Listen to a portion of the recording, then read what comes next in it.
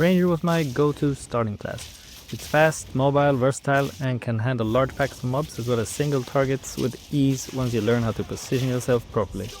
Now the class is a pure dexterity class, meaning you have most to gain from focusing solely on dex. When starting out, having the right gear isn't very important as you'll be swapping pieces so often.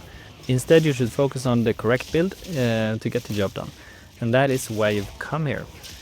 As the game is still very new, I've focused on a build with 40 passive skill points, but as we progress through the game, I'll experiment and expand on it in future videos.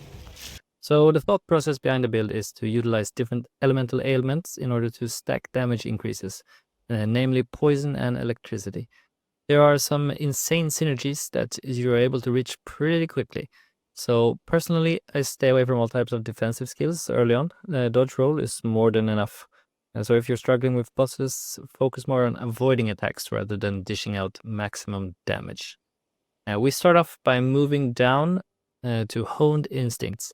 In the early stage, damage is better than attack speed, so opt for the upper route. Next, we move down to Vile Wounds. Our enemies will constantly be afflicted by ailments, so this is basically a 33% permanent bonus. Next, we move a bit further down the line to Harness the Elements. Poison and shock will always be up, so that's another 30% increased damage. And at this point in the game, lowering resistance isn't necessary as our skill points are too precious.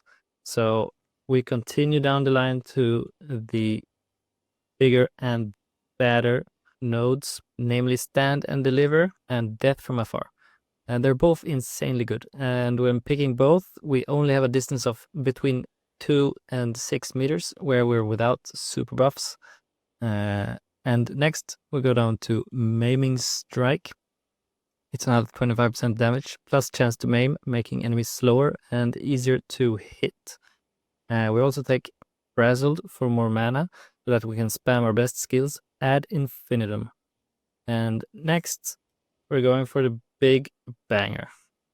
Here's the heart, and we're going through Sniper.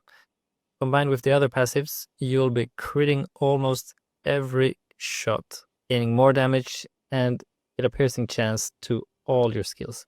And that's it for the first 40 skill points. Now for the skills themselves, in the start you'll be using Bowshot a lot. Poison Burst Arrow as well as Lightning Arrow will be your other staple spam clicks once your mana pool increases. Lightning Rod will be used to generate massive AoE damage when you combine it with Lightning Arrow. And Stormcaller Arrow is a good utility skill when you're in a tight spot and want to fire something up in between dodge rolling.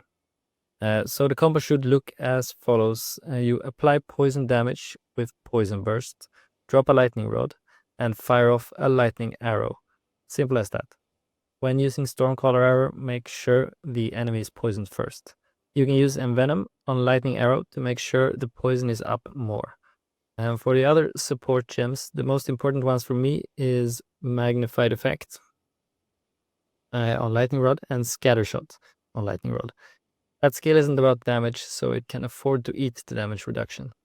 Corrosion on Poison Burst is also neat when taking down tanky enemies. And that's it. If you want to see how it plays in the game, keep watching. If not, it's been a pleasure seeing what the game has to offer thus far, and I hope you enjoy it as much as I do.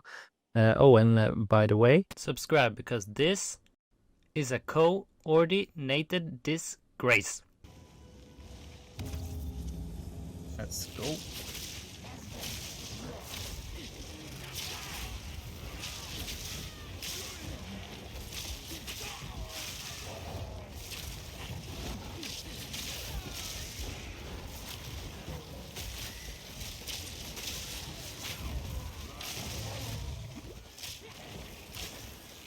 Ours is really critical.